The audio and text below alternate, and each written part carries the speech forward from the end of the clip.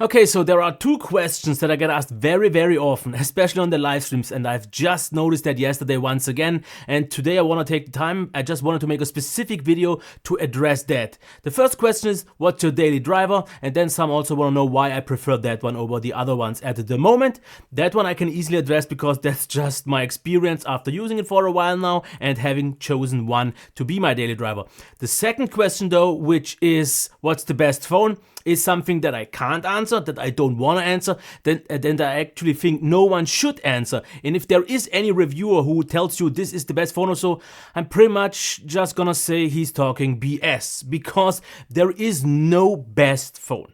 There is just the best phone for you and your specific taste and your specific needs, because everyone has different preferences, everyone does different things with his phone, and that's why I just cannot answer these kind of questions. Like I said, I don't want to, because what I can do, if you give me enough specifics, if you tell me what size you want, what price range, and what you do with a phone, then we can together find the best phone for you, but otherwise it's just not possible. But what I want to do in this video is actually get into my kind of long-term experience of my daily driver. I will tell you which one it is in a few seconds, get into that, and later on talk about why I have chosen it over the competition at the moment. Okay, so let's get to the question, what is my daily driver? What have I chosen? And I think if you follow me on Twitter or if you have seen any live streams so far, you know it is the Xiaomi Mi 6. And I'm gonna address one thing right from the start. I know some, I've read it on the comments, say that I am a fanboy of Chinese cheap phones and that I prefer them over something else, that I'm a Xiaomi fanboy or so. That's all legit. I will address why that's not really the case in my opinion, why this is my preferred my phone, but let's just start off with the first thing. Now, the design, and I will make this kind of similar to my reviews, but this is definitely my subjective opinion after having used this phone for multiple months now, pretty much since release, even though this is not the same version, because this one is the blue gold version with 128 gigs that I got from GearBest. The ones that I previewed were the black ones, and I can let's actually go into one thing. I've chosen the blue version from GearBest. It was cheaper than I think at least than the ceramic version, and I'm not 100% sure if I would to do this again, because what I like about this blue one is the looks. I like the gold accents and I like the blue, but as you can see, since I don't think this is proper, at least not scratch proof glass, you can see some scratches. It's not as worse as bad as it was on the sound, and you don't even see all scratches. You pretty much see just these two big ones and maybe a lot of one, but there are a few more.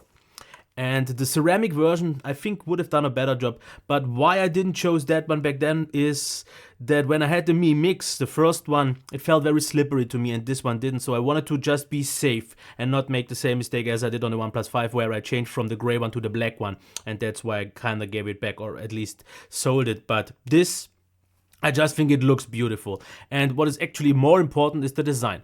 I still think it's one of the few one-hand manageable phones, and of course not everyone wants a small phone, but I love a phone that I can easily, at least for the biggest part, use just in one hand very comfortably, because the buttons are placed very well, the fingerprint reader on the front I just prefer, and it is super fast now with MIUI 9, even faster, and it just feels so high quality, just so great. I have to mention though, which is something that only my version has, this one now, is that the glass back isn't properly centered, so it's just a tad little bit more on this side than on the other one, which gives me a little bit of an edge here.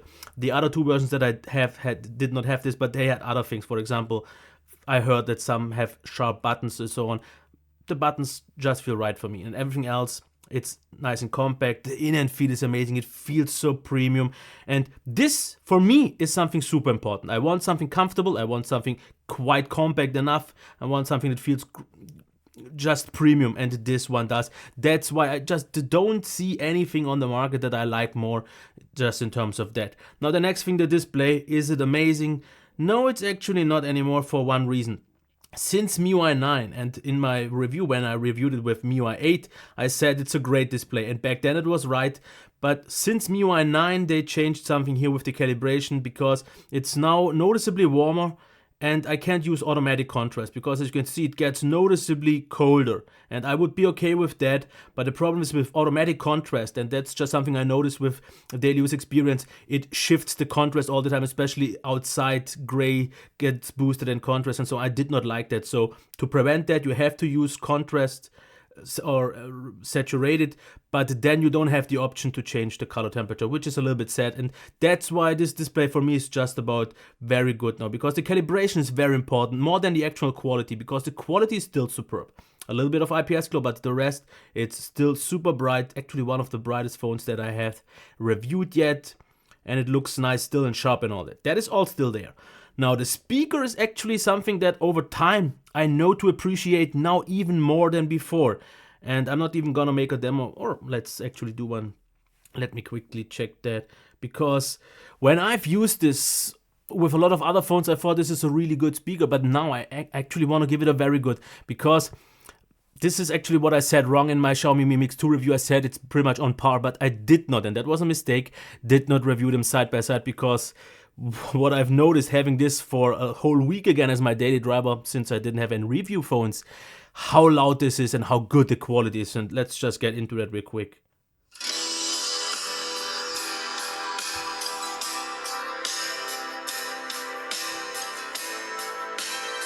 And yes, it's still great since it is a dual speaker system with this kind of stereo effect, and that's why I know to appreciate now even more, because we don't have many phones with a dual speaker or not even to call out a stereo front facing speaker system, and it is loud, the sound is very good, and you don't get this often. So if a speaker is very important for you, then you will enjoy this phone. And now everyone might say, what is a speaker important for? You won't listen to music. It's not about music. What I use the speaker for 95% of all the time is for watching YouTube videos at work and so on.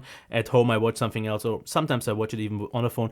But there I want it loud enough, because in my work environment it's loud, and this is one of the few speakers that gives me a really good experience, and a loud one to that, because loud can do many and some can do high quality but not loud. This one combines that both.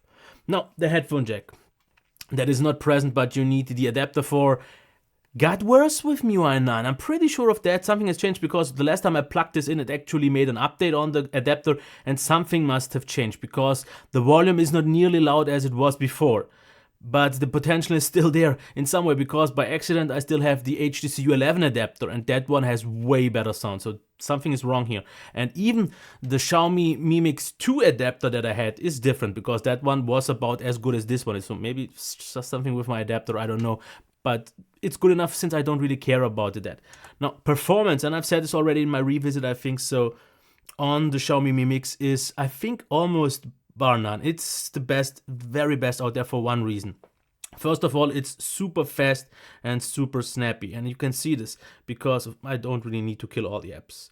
But it is just such a great experience, and overall, as you can see here, so buttery smooth, and you can jump between all apps, and it is just so good. Everything is just so top. And of course, some people will definitely see some lag now at some point, because I get this told every time, but it's such a great experience. And with MIUI 9, the animations, as you can maybe see, just got more fluid, more smooth, and everything feels just more lightweight. Of course, this lag is not a lag. This is an issue of Flamingo. This app pretty much lags now on every phone, which is a little bit of a weird thing. Just when it starts. In the app, it's absolutely great, as you can see. And what I like so much about this performance is not that it's just super fast, it's the fluidity, because it feels so lightweight with such a good, because there is not a whole lot of motion blur, but this little bit of motion blur kind of smooths things out. And I did not see a phone, at least every time I switch from another flagship to this one feels a little bit like it's running on a higher refresh rate, almost like on an AMOLED panel, but with the speed and the consistency and everything else, it is just so good. And that's why I will put it at least in the top 3, because I know I always say it's like as good as the Nokia 9 or the HTC U11 and so on, but just because this one packs this performance in this overall device, I'm just so happy. Battery life, now the thing is, it still charges fast, and the actual drain in use is still top. one of the best ones since it has a little bit of a bigger battery compared to the screen size compared to most other phones at the moment. But my issue is still that I also had already a while and then it was gone and then it's there again, standby drain. That is my only complaint. Maybe because now since it's my daily driver, I have some more services running and so on, but my standby drain, no matter what I do, I try to optimize it. I turned off some syncs that I don't need to and such stuff, but my standby drain, especially on mobile data, is not good. It's not terrible or bad, but it's just not good, and that prevents me from getting even better battery life. And the thing is, on mobile data, what I've noticed for this week when I've used it, or the last 2 weeks, is the more I use it, or the more frequently I use it, it can't really get the standby issue, and then I can get great battery life. But I recently noticed that at work I don't have the time to use my phone much anymore, and then it's mostly just idling in my phone in my pocket, and then I just get still very good battery life though, but not great. But otherwise I could still, if I use it normally, if I would get to, I could still get 6 hours or more on mobile data and 8 or so on Wi-Fi. And on Wi-Fi it's actually even better, of course. Standby drain thing is still there though. Software. Okay, let's quickly get into that, what I like so much. First of all, the theming engine. I like this one a lot. By the way, in case some are wondering what I'm using here, because people always ask, and I will actually do a what's on my phone. But right now I'm using Stylish. So what it gives you, as you can see here, kind of more of an Oreo-like, or not really, but quick settings, the apps, these are normally, and the rest. So it's not a spectacular theme. I've changed pretty much here and there sometimes, but I like it still a lot. So the software got, like I said, smoother, things run just better. And this, by the way, smart hard glass, because some people always ask me if I switch between apps and so on. As you can see how snappy this phone is. This is so great. Of what I'm using, this is Smart Task Launcher, because this is for me the easiest solution to switch between apps. I can access pretty much everything I want to so super conveniently and so on. It's top. And performance is there. So many people always say, oh, but I can't use EMUI or MIUI, I need a different launcher and so on, or it's just... For me, I use Nova Launcher anyways all the time, so that's what I'm using here right now anyways. So I have an app drawer, I don't really care about anything else. I have a nice theming engine, and the rest is pretty much out of the way, because of course you have calendar and so on, you have the clock app, but that is not that far off, because just from a normal experience, it is still behaving like an Android phone. Of course, this is in a different kind of pattern as it is on some other phones, but we have double tap. And what we actually got now with one of the later updates, because what I'm running is the latest beta. As you can see here, MIUI Global 7.10.19. And what we got here in terms of features, and yes, I know it's in German, but I forgot to switch it, and it doesn't really matter. But for the buttons, we have some nice cool extra features for double taps. And for example, I can turn off the flashlight with a double tap on the power button. And there are a few more actions, like for example, free finger swipe to make a screenshot, and enter the last app, show menu, and all that. And I gotta say, I really like the UI if everything is working fine, because if you are running a global version, which of course is by now available on the Mi 6, you get no issues with notifications. Apps and services are running all fine, because this now is a globalized version and everything is working out fine. So I get my notifications and I get all of that, and the experience, especially with the good amount of really useful features, is something that I like. If I get a normal, for especially Chinese version of a MIUI, I have some issues, because some things there don't work so much. You have way more bloat and so on. But with a global, I think that's most of it out fine. And of course, something like a OnePlus software like Oxygen OS is still better. But this, in terms of features and convenience, if you get used to it just a little bit, if you make some adjustments, like using a third-party launcher and so on, will give you just that. You just have to be open to give it a chance. And that's it. Now, camera, just to get really quick to that, it may not be by now anymore the very best flagship camera. I still think it's a flagship camera on a maybe lower end level of the flagship spectrum, because especially for pictures it is still great, for videos it's still very good, and for me way more than good enough. But I still, if I need to make a picture, it turns out really, really, really good, and I'm fine with that. So to get to a little bit of a summary why I've chosen this over a few others, let's quickly summarize this and then compare it to the competitors. Design is, for me, from all the flagships, just in terms of size and in-hand feel, button placement, convenience, fingerprint reader, just the best.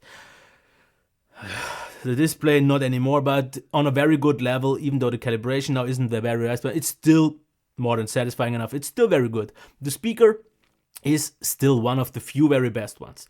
It's like top 5 of this year's flagships, because we can compare with an Accent 7 or something with a proper stereo speaker system, but we don't have to, because we can't. This is what's recently out there, and there we have button firing all the way, or sometimes on HTC maybe dual speaker system as well, which is kind of similarly good. Headphone jack is not that great anymore, but still way more than good enough. The performance is, in my opinion, still pretty much the very best, the pinnacle of what you can get, because it feels smooth, it behaves just great, it feels very fluid, very lightweight, reacts well, and yeah, it's top. I think this is something you have to see and kind of perceive and feel to get it, because there are many fluid and smooth and so on phones, but not many are like this. Battery life is still killer. Software is actually getting better week after week, and with MIUI 9 it made actually a big jump, because we got a few more octaves. And for example, I complained about the fact that the Do Not Disturb mode is gone. It's back again. So with the beta, it came back. That's something that I like to see a lot, especially that the toggle is there, which just was gone for some reason. Maybe it was a bug, or they tried something new.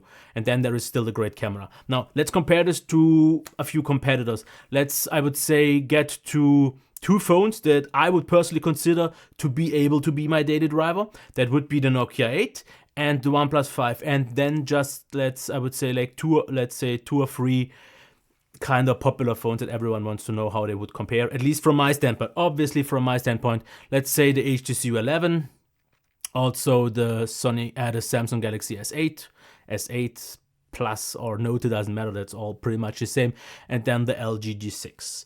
Okay, let's start off with the Nokia 8. And this will take a little bit of a while, but I will try to make it short for every competitor.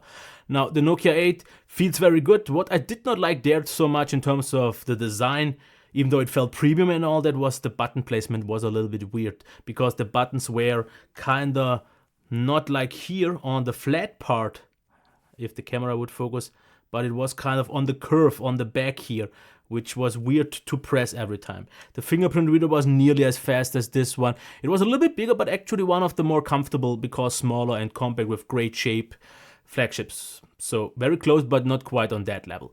Then the display was way better. The display on the Nokia 8 is one of my very top 2 or top 3 displays, because it's very natural but super sharp and great overall qualities and so on. I love that screen. Speaker was nothing spectacular, was okay.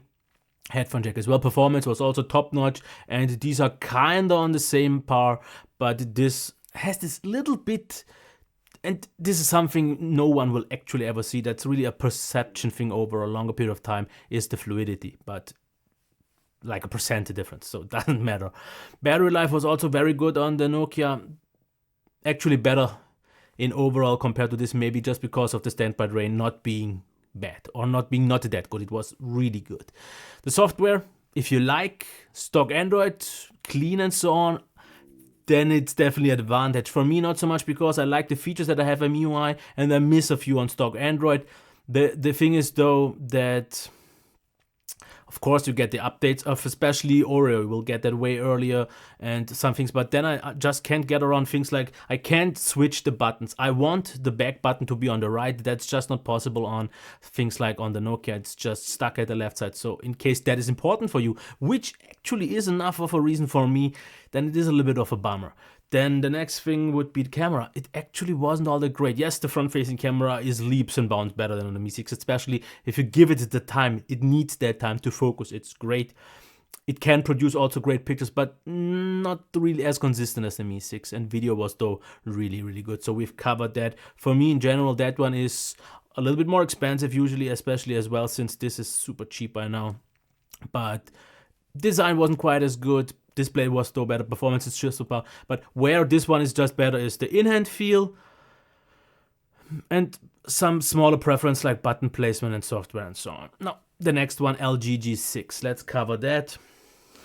I know I will get a lot of hate for that because so many people thought I bashed it too much, but for me, the design of and I can't show this of course, on the G6 is just off. It felt way too bulky, way too edgy with shapes and angles that I did not like. It didn't feel comfortable to me. The fingerprint reader was slower, way slower than the competition because it waits until you actually take it out of your pocket, and so didn't like that so much. So design is a big turner for me on the G6, even though, of course, small bezels and so on. Display, even though super high res, of course not the brightest one, I did not like the calibration so much. It was very good, but the calibration was a little bit too flat, too pale for me. I just wasn't fully satisfied.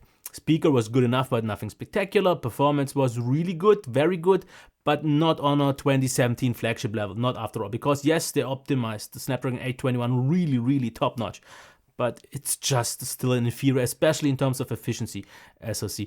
But since we're talking about efficiency, I did not expect the battery life to be that good, because I got very close to this, very close to what the OnePlus 5 get, which both have the more efficient SoC compared to the 821 on the G6. So high kudos to that, especially since the battery was really good.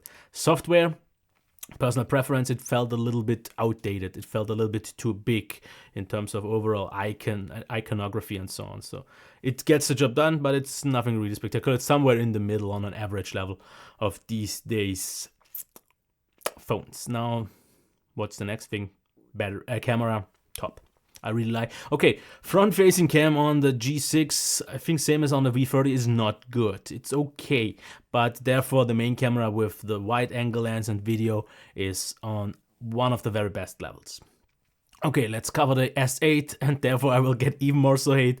Now, in terms of design, what I liked on the S8 was how kind of still small it was, especially the S8. The S8 Plus in Note felt a little bit awkwardly long, a little bit out of shape, but besides the Note 8, the S8 and S8 Plus felt a little bit too cheap for me, almost too lightweight, felt elongated. I didn't like the design so much. I'm not a fan of the edge display. It didn't bother me on the Note 8 anymore because of the distortion of the display, so that was fine actually, but the design just didn't do it for me, with the fingerprint reader being very awkwardly placed and just not convenient in normal use. So design, as much as I liked the S7, which I had for 1.5 years as my daily driver, the S7 just didn't do it for me. I would have liked to have more of a design of the S7. It felt way more premium, way more hefty and solid, and just more convenient to use. Display, yes, it's better on the S8, especially on the Note, where the calibration, in my opinion, got even better, because the details and the highlights were just better balanced, so nothing got lost in the darkness and so on. Speaker, yes, very loud, but not good quality. Doesn't really matter. It's noticeably weaker than here, but it's still okay. It's usable. Of course, not on a flagship level, but still. Performance, no. I'm not gonna say that the S8 performs worse than the S7, but my S7 with a custom run ran very smooth. There was still this little bit of jankiness, and here is the thing where so many people call me a Samsung hater, because I say there is some jankiness, there is some jitteriness in the scrolling and so on. And for me, I see it this way. Everyone who sees it knows what I'm talking about. Everyone who says it's not there either lies to himself, or just doesn't want to admit it to himself, or simply doesn't see it, because not everyone is so sensitive to smaller jitteriness and smaller scrolling issues and so on. And like I said, small, they are really tiny. And once I said, for example, I wouldn't call it micro lags, I would call it like nano lags in some case, and someone said I'm stupid. Personally, I think it's the other way around of him being, but it doesn't matter. But it is not as fluid, consistent as some other phones. Yes, when it is, then it's absolute killer, but it's just not everywhere. Then battery life, I've said this so many times. On mobile data, the Exynos version, I can't judge the Snapdragon version, performs very, very poor on mobile data. So like 3.5 hours at best is just not cutting it, even though I could get like 6 hours on Wi-Fi, which is then quite good, but that's a problem for me. Software, yeah, maybe that has to do now with the lag and so on, with maybe also the battery life, but just the software on its own, I really like a lot. Features are there. It looks good with a proper theme, so I definitely really like that, and that's kind of my favorite software if it wouldn't also introduce a few of the downsides that are obvious. Camera, I said it in my review on the Note 8, and it's pretty much the same on the S8 and S8 Plus. It's the overall kind of best auto mode camera, maybe besides the Pixel, because whatever you do, it's crazy fast, it's crazy consistent, reliant, great pictures, very pleasant pictures, maybe not always super accurate, but it does a fantastic job. And for video especially, I think Samsung is like at least one step or 1 year in front or ahead of the competition. And maybe it's just some like LG can get close, or of course maybe an iPhone that I can't really compare, but that's killer. Now, the next one, HTC U11. Let's make this a little bit quicker because it's a little bit of a bigger device, not quite comparable at all times. Didn't like so much that the HTC U11, at least from my standpoint, was a little bit bigger, and that the buttons can't be replaced, because the button on the left side is very hard to reach on the U11, which is a little bit of a daily use experience bummer. It's just annoying to having to reach down there all the time. But of course it's a bigger phone, but quality-wise and button placement and fingerprint reader, all that is really, really top, all good. It's just not as convenient to use as this one. The display, along with the Nokia 8, absolute bombs, absolute killer. Sharpness, clarity, this time actually also the calibration, because that's something, especially on the U Ultra, that I also said it's a little bit off, and previous, like the HTC 10 and so on, were off. This was superb. Audio, dual speaker and headphone jack both do an absolute killer job, amongst the very best of this recent year's available phones. Performance is also top killer, on the very, very best level, along with a Sony, for example, XZ Premium, with the Xiaomi and so on. The fluidity is there and all, super. Battery life also great, top, on a very similar level. And the software, kind of stockish, but it has a little bit, and at least enough of a sense feel to be something a little bit different, with a theming engine and some uniqueness there still. So I'm happy with that. In terms of updates, it should usually be fine, and yeah, I'm happy with that. Camera, everyone says it was the best camera back when it was released. For me, it wasn't quite, for some reason. Maybe my unit was a little bit, not faulty, but just not as good. For something maybe was off, because front-facing camera and the main camera and the video, all that was on a very good level, and you have seen the potential for it to be great in the very best, but I didn't get that on a consistent level, especially white balance and kind of like exposure was off on my side. Maybe weird conditions and so on. And now getting back to kind of my main competitor that was almost my daily driver, the OnePlus 5, which by now I'm not really gonna recommend since the 5T is around the corner, but let's get still to that, just in case you compare maybe your 5 to this. The 5, and I said this in my review, is the only 5.5 incher that I would personally consider to be daily driver material for me who wants a smaller phone, because it felt, especially the gray version, not the black version, the black version felt weird in terms of coating, and it was feeling like off. The gray version, super nice and grippy.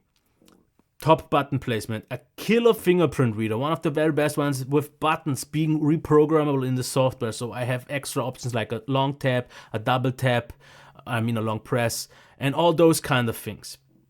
It felt just great. It was so good. It felt premium. It just felt top. Really killer.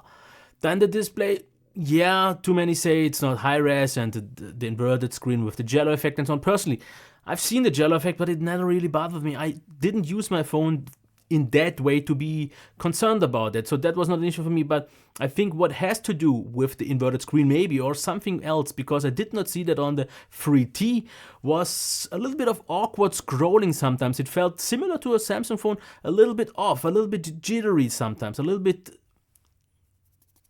just not always as smooth, even though the AMOLED is usually known to be super smooth. So I can't really quite put this in. So that was a bummer, but just the calibration I liked a lot, because it was a very vibrant screen. Bright enough, but not super bright.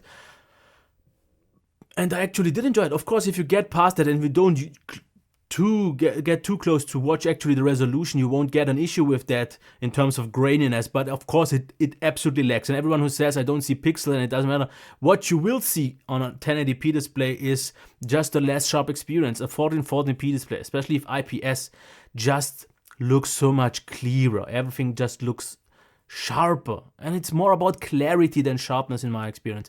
And if you get past that on the OnePlus, it's still a top lovely display, because especially the quality and the calibration made up for a lot. Speaker, like I said, very, very loud and it sounds decent, so all is good. Headphone jack was really, really good, one of the better ones out there. Performance also. It was, at least until the time I had it, absolutely performing best. But everyone who says it's the fastest Android phone and so on is actually maybe a little bit fooled by it running kind of like a stock Android system, because something like an HTC U11 and a Sony Xperia XZ and also the Nokia 8 as well as the Mi 6 run just as good. Some maybe because yes, it has UFS storage and so on, and it was fast, but it didn't feel really any faster, especially not even more fluid due to this little bit of jitteriness that I did not see on the S7 and on the 3T, but the 3T therefore just wasn't quite as smooth. But the 5 was top performer, but not 100% where I wanted it to be, and that's why it at the end wasn't my daily driver. Now the next thing, battery life, once again, is also great, and due to having the better standby range, pretty much on par with the Mi 6, in some ways maybe even better because of the standby range if you rely on that. Software, from all the phones that I've mentioned today, this is my favorite software because it has the stock Android approach, but with a little bit of some theming adjustments. You can change, for example, the icons and so on. You have a lot of extra features. For example, you have the alert slider. You have the extra options for the buttons. You have the best fingerprint reader out of all the ones that were in this comparison. It's just a great lightweight experience. Updates come actually quite often. So they figured out a lot of things like the camera, which is the next thing to be called out. I really liked it for pictures, and I said potentially great back then, if I'm not wrong, but you could get really great pictures. Maybe not on the very, very, very best level, but good enough to be worthy of a flagship. And especially once we got the update for EIS on video, that one was also on par, because what I personally think is that it felt a little bit too not natural enough, because this gimbal-like drone kind of movement was a little bit off-putting, but therefore it was very shake-free and smooth, and that they did really good. So, having used this since release, I still say for me it's the only choice. If someone would ask me, would you buy it again? Absolutely. And I'm gonna be honest enough, I did not actually pay for this one. This one was a review unit from GearBest. But I would still get this over any other phone just because, like I said, it fits me the best. It has the in-hand feel that I want. The display is totally fine, a really good speaker, killer performance, great battery life, great camera. So all things are still great. And even though some might not say it's the best phone, because I've read some articles where it actually got quite bad remarks compared to an S8 Plus and something like that, but you have to consider the price. This one on sale sometimes can be at around 320 or 330 euros. I would say like $350, $360. Now find me a flagship with these qualities, at least that fits me so well. I can't judge you so much, that offers this much for this price. Yes, what is kind of the best locally available on the market right now for a great value is the LG G6. Here at now usually at 380 or at least under 400 euros. This is kind of the phone that I recommended actually the most. Even though every time someone asks me, is the value good, should I buy it? And so I tell him, even though it's not my preferred phone just because of the design, even though everything else is fine, for this price, considering the competition outside of all the available ones, it is kind of the best one you could get. What I could also still recommend without any issues is the OnePlus 5. If you don't have an issue with the display, if you don't have an issue with the inverted or the upside down display, maybe speaker, but that shouldn't be an issue, or anything else should not be an issue. But of course, like I said, wait for the 5T.